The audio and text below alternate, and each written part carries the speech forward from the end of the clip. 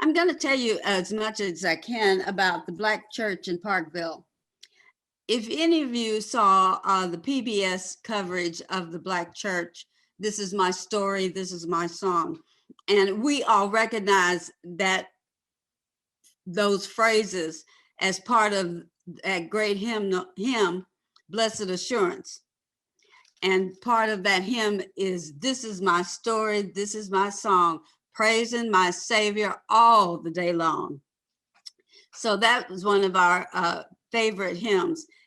And they covered the Black church and the emphasis that the slaves had on worship and praising God and being able to have time to worship God during the Sunday, because many of the slaves still had to work in the field and still had to work in the house, the main house. So that was, but being able to worship and have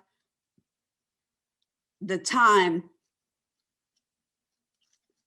from the duties to be able to praise God has always been a backdrop and what am I trying to say? Has been a source of support and encouragement for the slaves all through that slave time. And let me say all through the Reconstruction.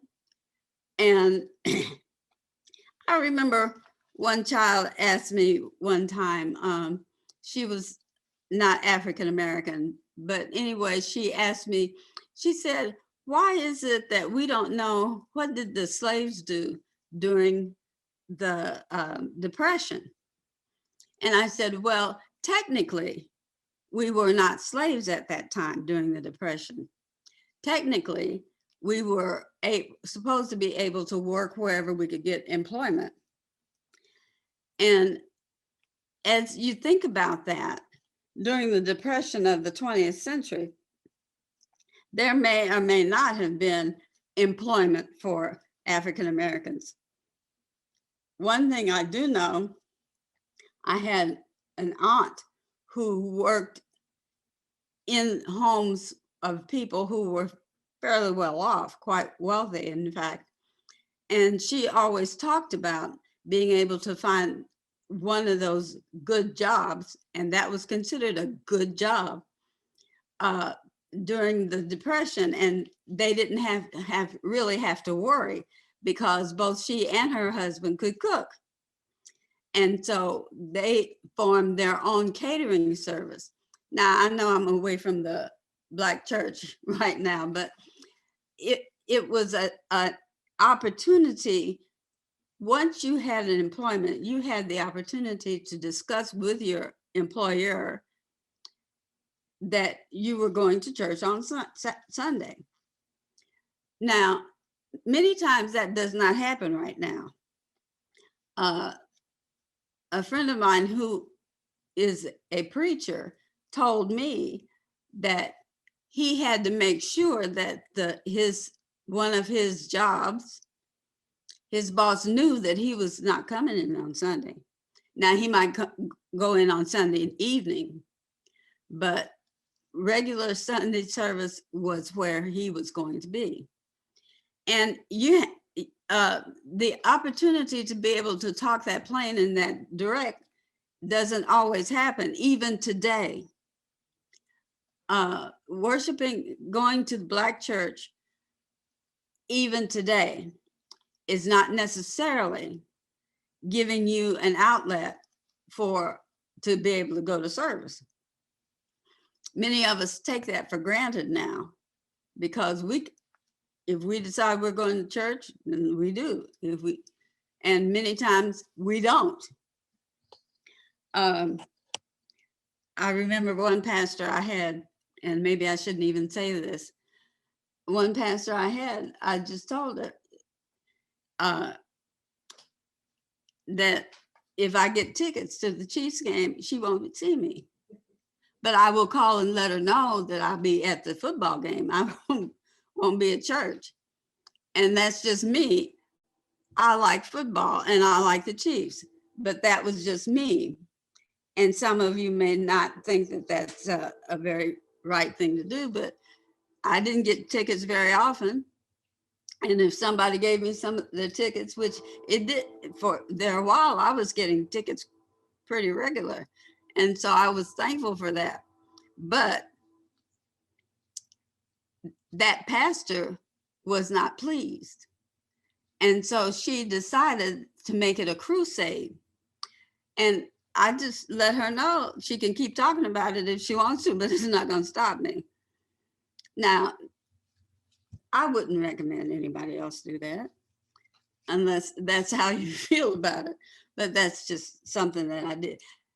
And please be clear, there's no way in the world that anybody would be able to get away with that back in those days. In the slave days, that it's gone again.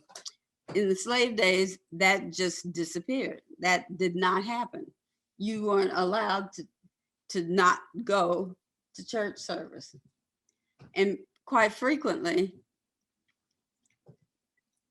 the person in charge had the sanction of most slave owners, plantation owners, to come to their plantation, even if that wasn't their main where they lived or they were owned, if that was not necessarily where they were owned, they had sanction to go to different plantations and preach the word.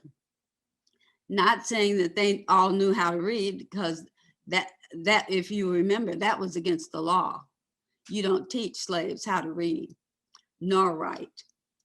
But many of those preachers did go and visit different plantations to carry the word, to preach the word. Now, after a while, it did become a place where education happened. And see, a lot of people don't understand why would education and church be so intertwined. But many of the slaves, they knew that that was one thing that worked for them, is to be able to read and write. And you could learn that at church. You could learn how to read the Bible at church. Now, quite often, if plantation owners found out about that, more often than not, if they could nail down who taught you how to read and write, they would beat them. And the person who was reading and writing would probably get beaten them also, because that was considered so injurious. And PBS explained it very well, why it was such a terrible, terrible thing for slaves to be taught how to read and write. Because once you see what's in the Bible, now there's certain scriptures in there where they try to use that to justify slavery and holding us in bondage. But there were lots of occasions where once they began to learn what the scriptures say, there were several people who led rebellion against the slave owners. Nat Turner was a famous one. Denmark Vesey was another famous one, who once they learned how to read the scriptures and knew exactly what the scriptures said, because at that time, anything that the slave owners told you is what it says. They had you all twisted up thinking that you're supposed to be, because our skin is black, we're supposed to be enslaved to somebody. So that would change when people began to read and see for themselves what the scriptures do say. The Black church being the backbone of almost every slave, you mentioned, if you even saw the movie about Harriet Tubman, once she learned how to read, she not only helped free so many people, but she was a spy for the Union Army for quite a while during the Civil War. She did a lot of other things. She was commander of quite a large, I want to say battalion, and that may not be correct, but a large group of soldiers, and fought some battles. That movie Harriet is an excellent portrayal of how Harriet Tubman spent some of her life on behalf of other slaves and trying to find freedom or help with freedom. I would say when I was growing up and was learning the scriptures, quite frequently, our pastor would have other churches come and visit with us. And we would have joint services where we would all sing together, and the other church that came to visit us, the pastor would preach. And that became quite a socializing situation for us as young people.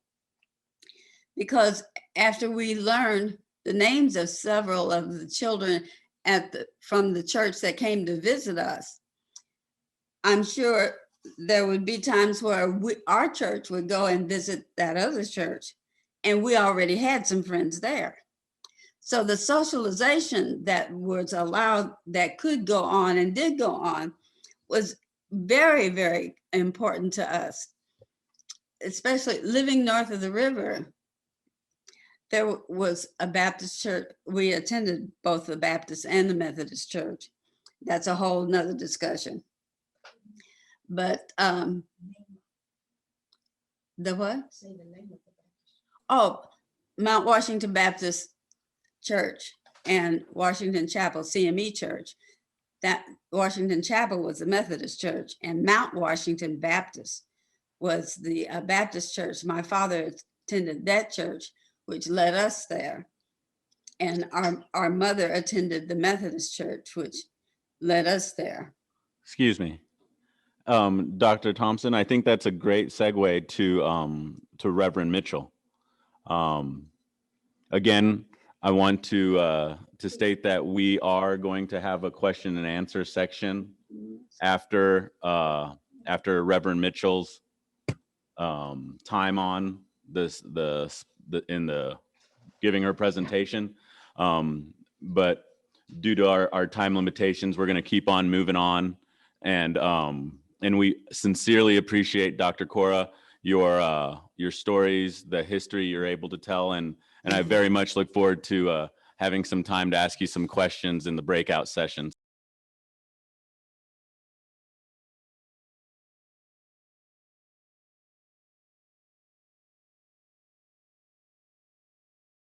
Black churches in the Parkville community? Yes, well, not so much the Black church. The story I want to tell you about is that sometime during the late 1950s, Reverend Dr. Martin Luther King was headed toward Selma to protest and demonstrate in Selma, Alabama. Dr. King got on national television, that was all that was available in those days, and said, "We are going to Selma. Anybody who wants to come, we don't care what your denomination is, we don't care what color your skin is. If you have an interest in justice and what's right, come to Selma." That as I have been told the story, that same weekend, Reverend James Belt, who was pastor of the Parkville Presbyterian Church, went home, packed his bags, got a train ticket to Selma, Alabama, and went down and joined Reverend Dr. Martin Luther King in that march, in those boycotts and protests. And I just think that is one of the most awesome things that I even know about. From Parkville, our Reverend James Belt. Now, Mrs. Lucille Douglas knew him and his wife very, very intimately. And they were always supportive of different events that went on at Washington Chapel CME Church. But it was just inspiring to me to know that he found so much conviction about what Dr. Martin Luther King was doing that he packed his bags and went down there to join them. Did that answer your question? Yeah, it definitely did. I mean, are there any others that you've heard of, or?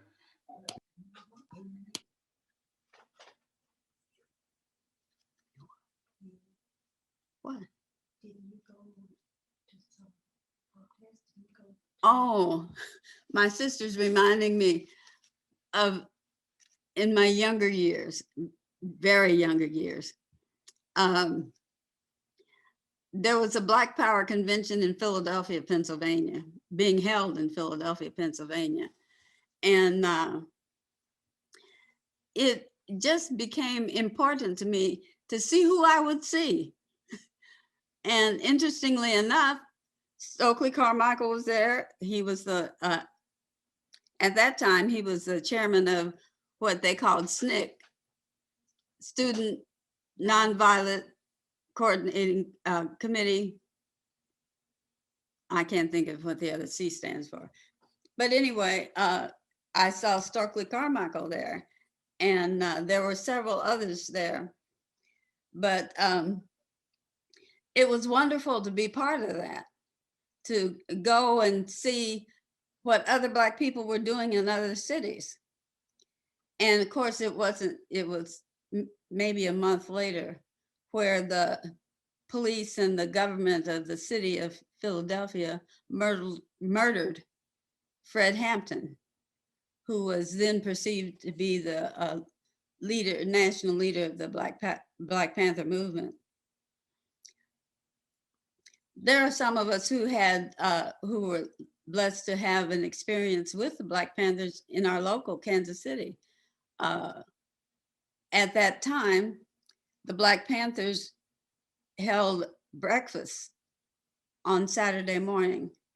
If I remember correctly, it started about 10 o'clock. On Saturday morning, the Black Panthers were serving breakfast to neighborhood children. The first time I went down there, I think there were probably 25 or 30 children there. By the time they stopped holding them, there were over 100 there to eat breakfast on Saturday morning. I thought that was the most phenomenal thing. I'd never seen an organization dedicate itself to feeding children. But that was during that time. And of course, seems like the Highway Patrol raided one of the breakfasts and took one of the Black Panther officers to jail. And I'm not sure what the charges were. Now, I used to remember those things, but after you get a certain age, you don't remember things that used to be there at your beck and call. But I don't remember exactly what they charged the leader with. But there were several people who we considered spies that would watch everything that the Black Panthers did. And I was just pleased to be with them to feed those children.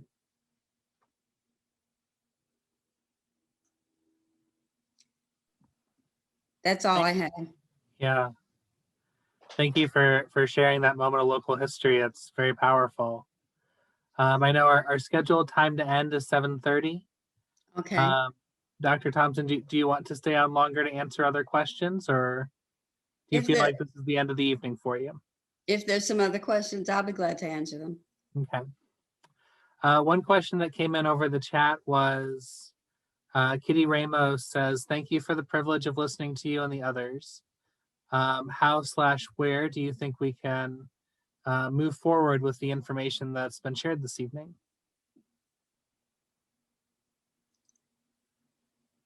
Well, not knowing that person's circumstances, it would be impossible for me to answer that question. However, I just am interested that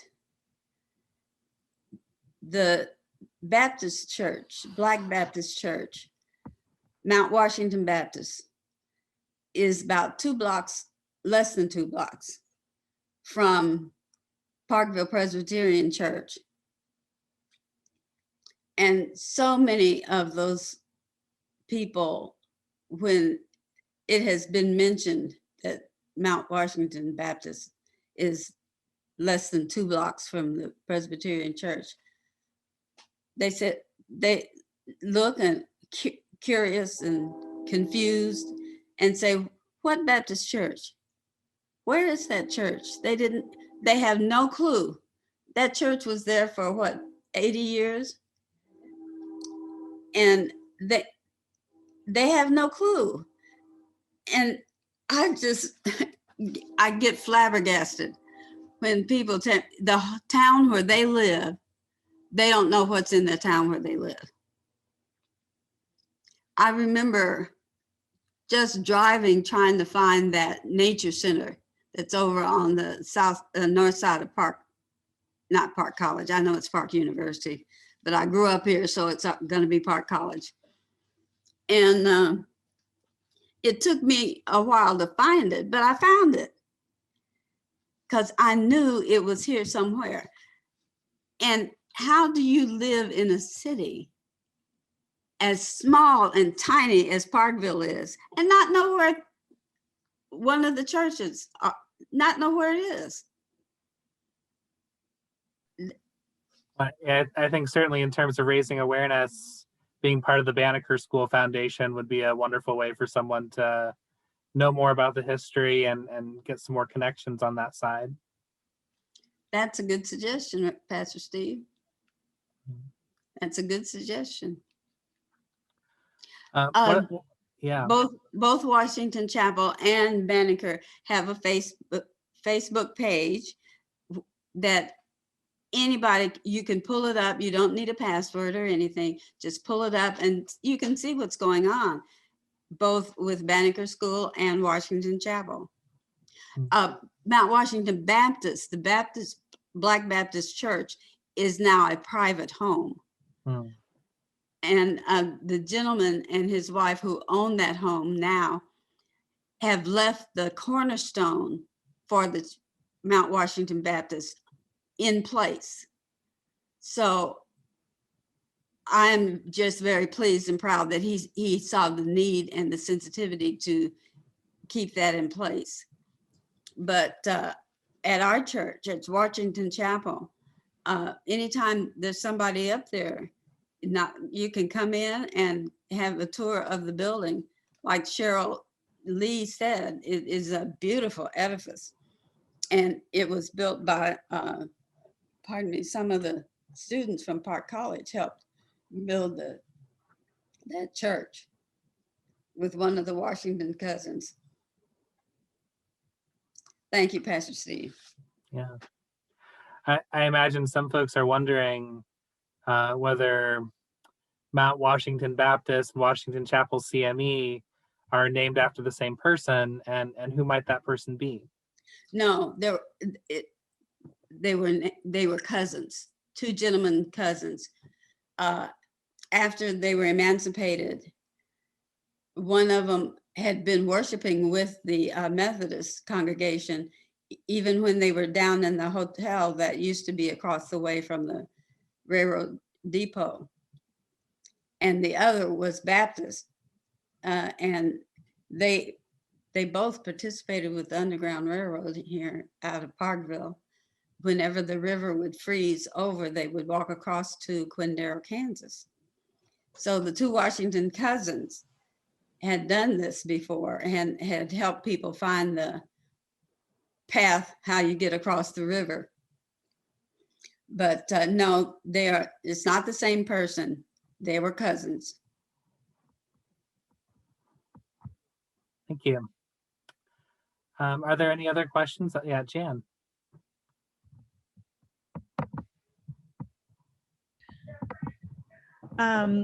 I really appreciate the things you've told us tonight. I am a mental health provider, and I think that the problems that you described for the people in the Black church is not uncommon for people who come to the white churches as well, and that the leaders of the white churches, I'm sorry, they don't understand mental health at all, because now some pastors do, but it's a problem in all churches, I think, and it's a problem that is so unnecessary. Mental health is not a anything to be ashamed of. It's biology. It's not what you've done or what you haven't done. It's what your biology is. And I've worked with some of the leaders of the Presbyterian Church to try to open up their minds to things like that. And it's just so misunderstood that it's too bad we can't work together to enlighten people that, a mental health illness is not anything you've done to yourself. It's something that is part of your makeup, like having, blonde hair or brown hair or blue eyes. And you speak to it very well, very well. I had a patient who I saw for 25 years, and her journey was amazing, and she was amazing for me. And when she died, I had to give one of the eulogies, or I got to give, sorry. And the big thing that I felt called to do is say, I want to be like her when I grow up, because she was truly the most amazing woman I've ever had in my life. So maybe someday we can get together and talk about how we can help both of our churches better understand the issues of mental health and care about people instead of judging them. Thank you for your talk. Thank you. And Jen, I have been in private practice. I'm a mental health professional, and my PhD is in Christian counseling. Mm-hmm. And so I've been I was in private practice for 35 years and thankful to retire. Well, I haven't retired yet. I started my private practice in 1986, and I still feel called to do this work. Yes. It's a calling. It is. And God bless you for your work. Thank you. Thank you.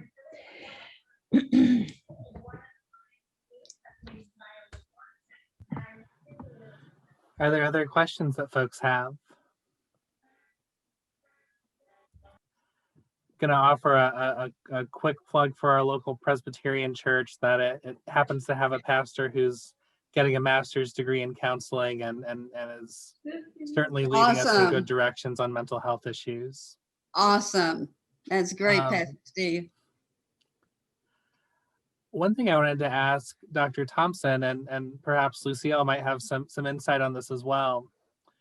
I have heard that sort of prior to the 1960s and 1970s, prior to the civil rights movement really coming to the fore, there were times where there were certain neighborhoods in the Northland where African Americans would not have been welcome after the sun went down.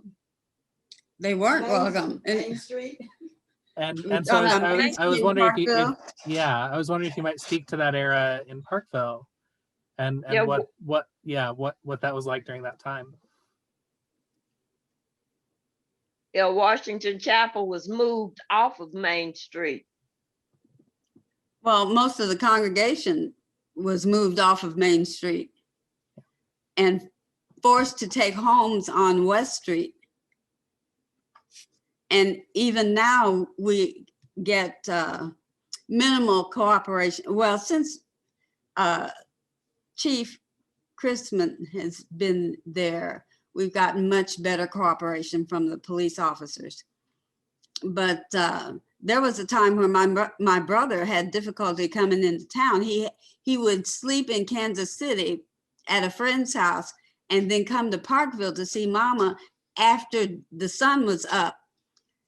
That way he was less likely, not that it didn't happen, but it was less likely to be stopped and frisked or taken to jail, as he was one time, for coming into Parkville being Black. He was even stopped in his Marine uniform.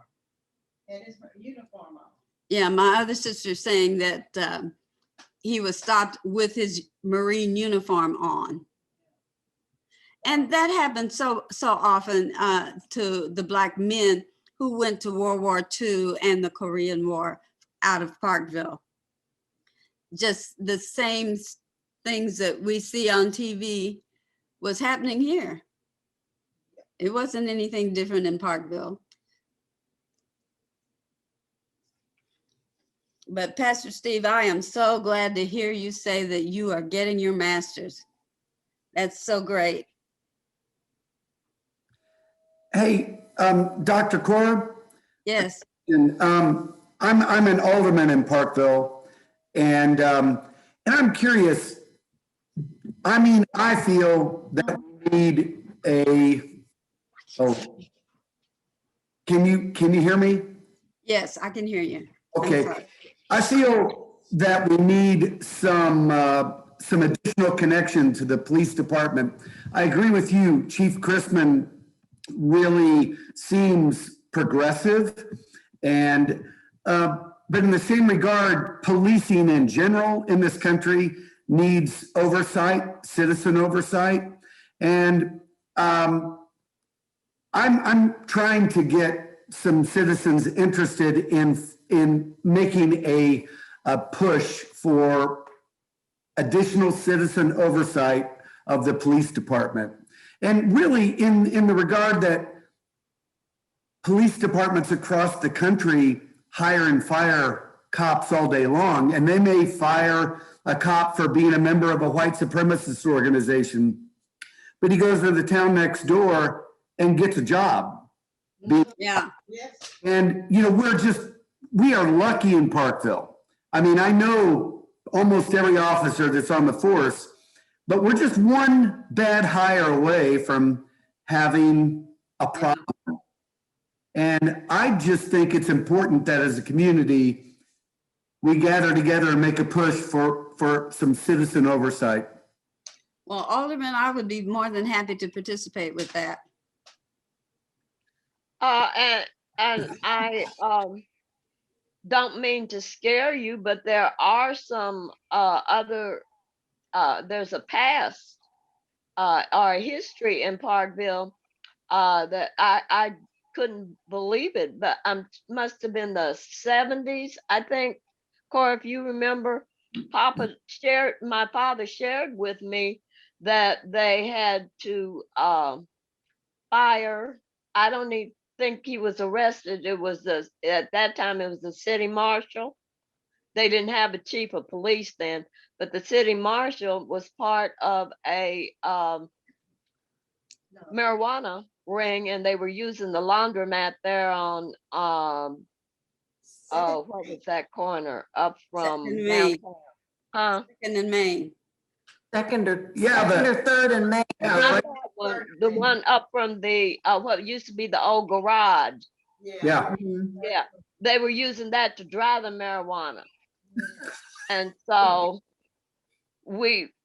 there are some concerns that citizens do need to be, we need to be as vigilant as the our legislators or other administrators that we have in charge of things.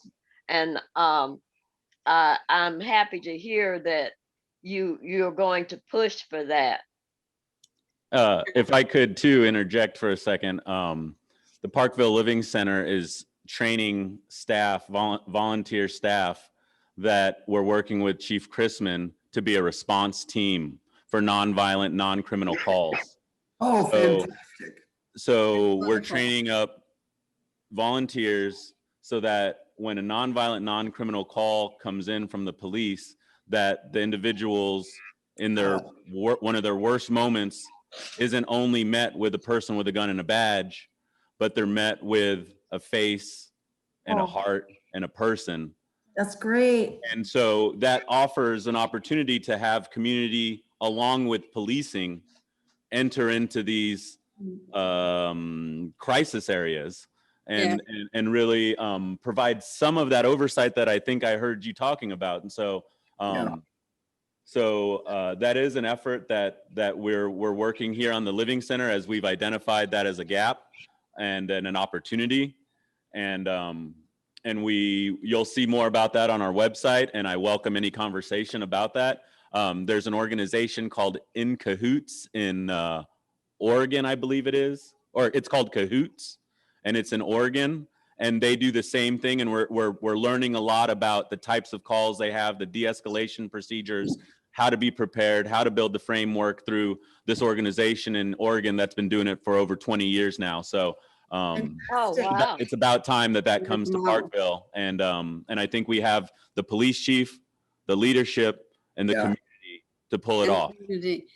If you all will forgive me, I want to thank you for the opportunity that you have provided me, the Parkville Living Center, to discuss these issues with all of you. And I just thank you so much. I'm going to have to sign off now.